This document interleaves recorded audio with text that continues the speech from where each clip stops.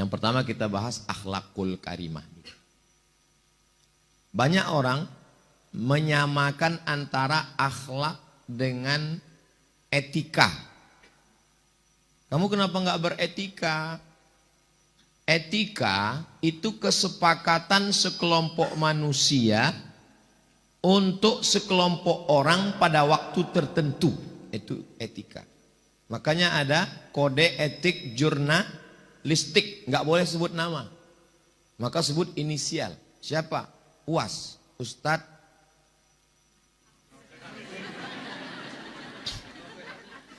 Ustadz Asep Supriyatna.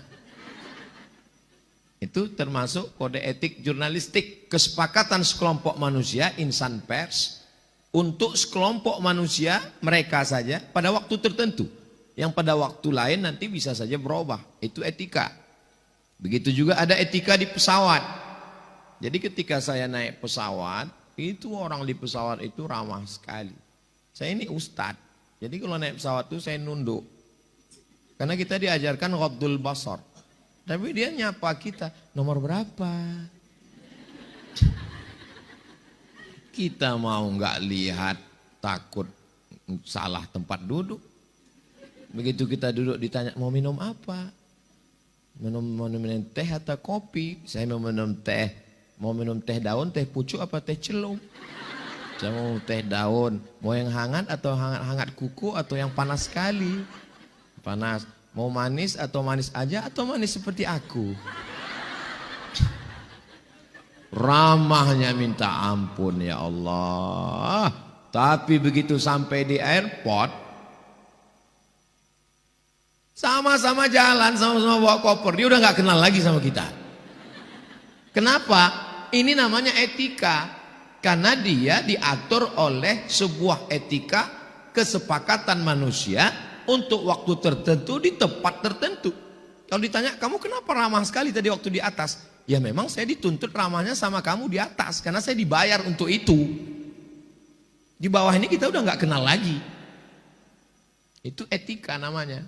Sedangkan akhlak, kata Ibnu Maskawai dalam kitab Tahzibul Akhlak, adalah malakatun fin nafsi, satu bakat, bawaan, tabiat dalam diri manusia, tadfa'un namsa, yang memotivasi orang untuk melakukan suatu perbuatan, min ghairi fikrin wala rawiyatin, tanpa proses berpikir dan tanpa pertimbangan. Itulah akhlak.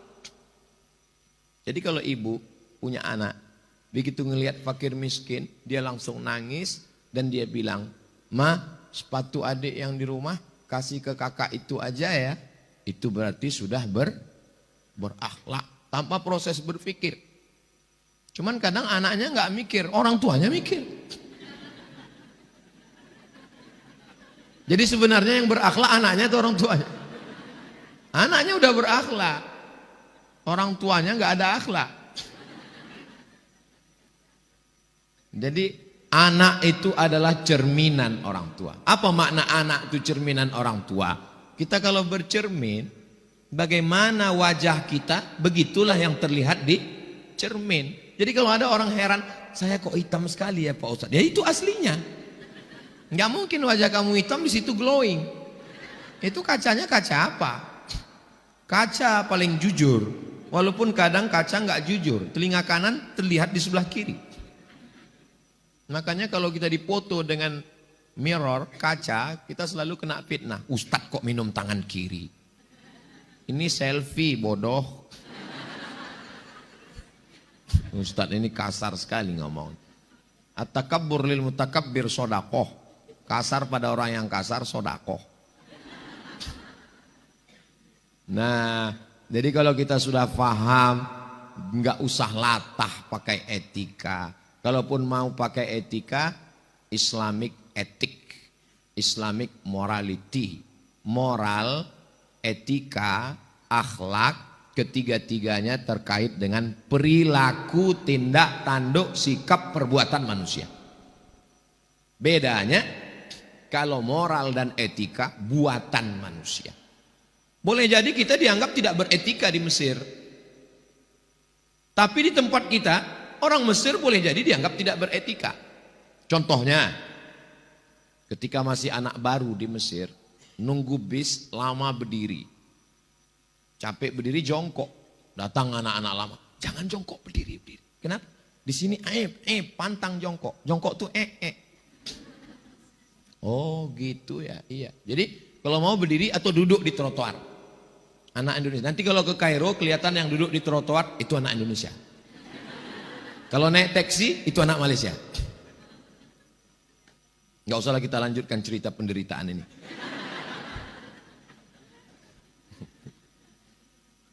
Tapi ketika kita masuk di rumah makan, tiba-tiba ada orang yang berdahak di rumah makan itu. Dia keluarkan ke tisu dan dia masuk ke kantong. Itu bagi orang Mesir biasa aja, nggak apa-apa. Tapi kita 3 hari nggak makan. Kalau nggak percaya tanya sama Ustadz Yahya, itu alumni Mesir. Tapi ada di tempat kita yang biasa aja, bagi mereka pantang. Di tempat kita kalau kita makan ya biasa aja. Tapi bagi mereka kalau semua ngelihat kita. Nah, itu. Betul tahu saya ya? Ketawa aja. Di tempat kita ketemu orang itu biasanya salaman cipika-cipiki. Orang Mesir saking akrabnya dia pegang kepala kita. Tempat kita, cobalah pegang kepala saya. Jangan coba. Bagi kita megang kepala pantang, nggak boleh. Saya ketemu orang Mesir pegang Abdul Somad, kayak falu kata dia pegang kepala. Apa ini? Kita langsung marah. Ini dibayar zakat fitrah ini. Itu. Jadi boleh jadi di satu daerah itu sesuatu yang biasa. Kita pantang. Na'udzubillah. Kalau ada orang istrinya bisa dipeluk, dicium orang lain, aib, pantang, haram, dayus. La yadkhulul jannata, enggak masuk surga, dayus. Siapa itu dayus? Alladzi la yagharu ala maharimihi, tidak ada rasa cemburu kepada mahramnya. Tapi kalau kita tinggal di Eropa, di Amerika, apa boleh buat? Mesti ikhlas. Karena bagi mereka itu sesuatu yang biasa aja. Tapi bagi kita secara agama, secara etik, enggak dibenarkan. Kecuali ada orang yang ke barat-baratan. Perilakunya barat, tindak tanduknya barat, rambutnya barat, buceri, bule cat sendiri. Orang kita ini enggak pede. Kenapa enggak pede dengan tradisi kita? Kenapa enggak pede dengan kita? Ini sekarang, mohon maaf ya ibu-ibu, saya nggak ada unsur mau menyindir, mau apapun. Kunci dengar tausiah Ustaz Somad itu satu aja, jangan tersinggung.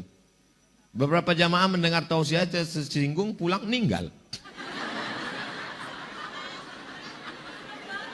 Itu. Cuman kita kadang kalau kita lagi dengar ceramah, seolah-olah penceramah itu ngatain kita gitu. Ustaz kok tahu? Saya sering juga dengar ceramah begitu. Loh kok dia tahu masalahku ya? Padahal Ustaz itu nggak tahu, Ustaz itu ngomong aja, kebetulan kena. Masalah perempuan yang pakai skincare. Kenapa kita begitu sibuknya sampai 40 hari minum jus bengkoang? Kalau ditanya mau apa tuh? Mau putih. Sampai itu merkuri dioleskan ke wajah. Berapa banyak yang jadi korban? Hanya ingin mau putih. Padahal orang barat beli tiket pesawat, sewa hotel, booking, pergi ke Bali, berjemur di pantai Kuta biar supaya hitam. Kita belum berjemur udah. Kenapa kita mesti? Jadi saya insya Allah sampai mati nggak akan peduli masalah glowing ini. Inilah saya apa adanya. Sama macam yang dipoto. Ini agak diedit dikit. Yang aslinya lebih keren dari ini. Nah, kenapa Ustaz Somad itu kalau tausiah lampunya mesti terang? Ini kan direkam. Ini nanti diupload. Kalau lampunya nggak terang, orang nonton dilihatnya, oh, ini Ustaz sesat mukanya hitam. Apa maknanya? Bahwa etika, moral, akhlak terkait dengan perbuatan, tindak tanduk, sikap manusia dalam kesehariannya.